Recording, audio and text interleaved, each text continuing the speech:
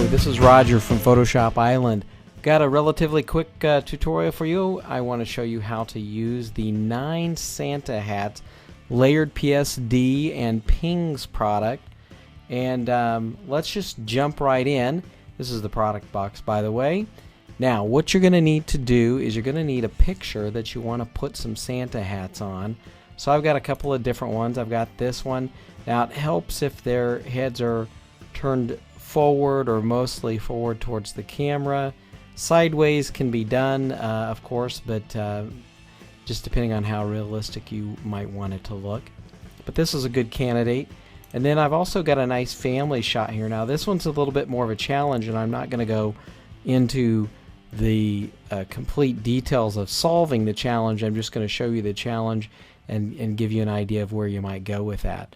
So let's pick the easy one first. So I'm going to work with this one. I've gone ahead and opened up a couple of hats. These are the low res hats, and you're going to see that even the low res hats are pretty good size. But I'm going to be working with the low res for this tutorial. But of course, if you're working with high resolution images, there's also high resolution sets. Here's the other hat that I have open here. And you can even see they're a little bit different style fur on the hats too. So there's some variety in the hats. Anyway, what I'm going to do, this is Photoshop CS5. I'm going to just click down on this hat. I'm going to drag up here to the tab where I have my other photo. And let's see, I've run into a problem already. This photo mode is set to grayscale. So let's change that. Let's make the mode RGB color, and I am not going to flatten that. And let's get our layers up here.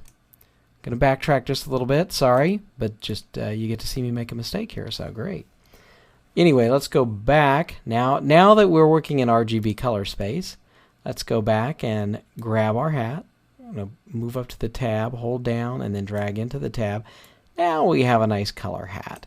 Now, what I like to do to preserve the resolution in a circumstance like this is I'm going to convert this hat layer to a smart object. That way I can scale it up and down at will and maintain the original resolution. So Command or Control T to bring up the transform, and I'm just going to hold down the Shift key and scale. You don't have to hold down the Shift key, but if you want a nice consistent scale, I'm holding down the Shift key on all of these. And gosh, it's just about that easy. These kids are all looking pretty straightforward. So bam, we've got a hat there.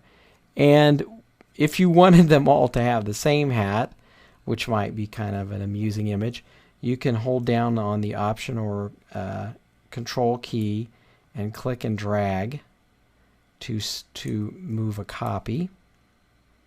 We can get a copy of the hat on everybody.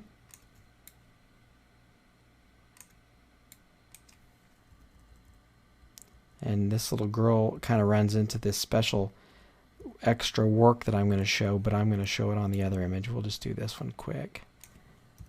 So everybody's got a hat on. You can see this last girl's head is tilted just a little bit. So again, you can Control Command T and just rotate a little bit. That's the transform control. And if you didn't want all of their hats going to the left, you can grab one and you can transform that. We can flip that horizontally, and then we can have, and maybe even transform and rotate that one a little bit. Now there's one little telltale sign that you've done this rotation. The shadow is now on this side of the hat versus it's now on the left side of the hat, and over here it's on the right. Now, given different lighting circumstances, it's possible that you can have a shadow like that. So I don't know how many people will notice that, but these are for fun, not for ideal perfection, although I think that if you wanted to, you could work some perfection on these and have them look pretty realistic. Let's look at this other image. I'm actually going to close this one, keep it out of the way. And I just want to show if you do want to get a little more sophisticated with these hats, you can. And this is a sample I've actually already I have a demo of in the product gallery. I'm going to do the same thing. Click on this hat, drag it up to the tab here, drop it into my image. I'm going to convert it to a smart object so that I can scale at will. Command transform. I'm going to put it right here on this gal here. Now, what we're running into in this situation is that her hair, if it were natural, would be pushed down by this hat. So that doesn't look very realistic. Well, if you want to get in here and play with these a little bit, I would go in and create a new layer. And what you want to do is basically move her hair out of this area where the hat is so that it looks like it's pushed under the hat. And in this particular picture, it probably depends on what exactly you have, but I've got a background here that I can kind of play with to fill that in with. So I've made me a new layer. I'm going to get the rubber stamp tool, and I'm going to take some of this sidewalk here in the background so it'll blur it out.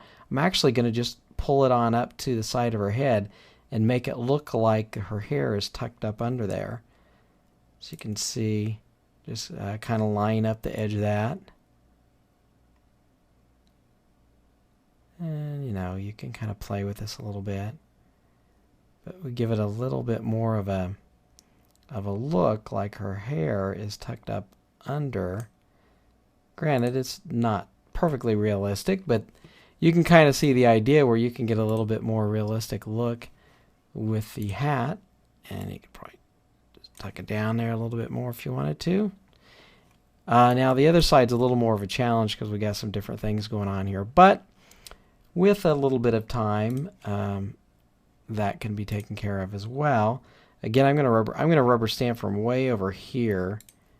I'm going to come in here, try to line this up, and I got rid of too much there.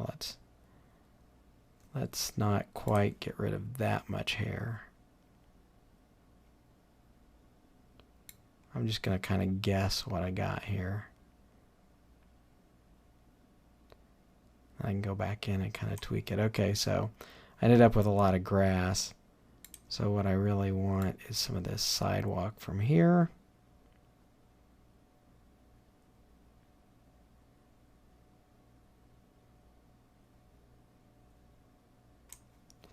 And this pole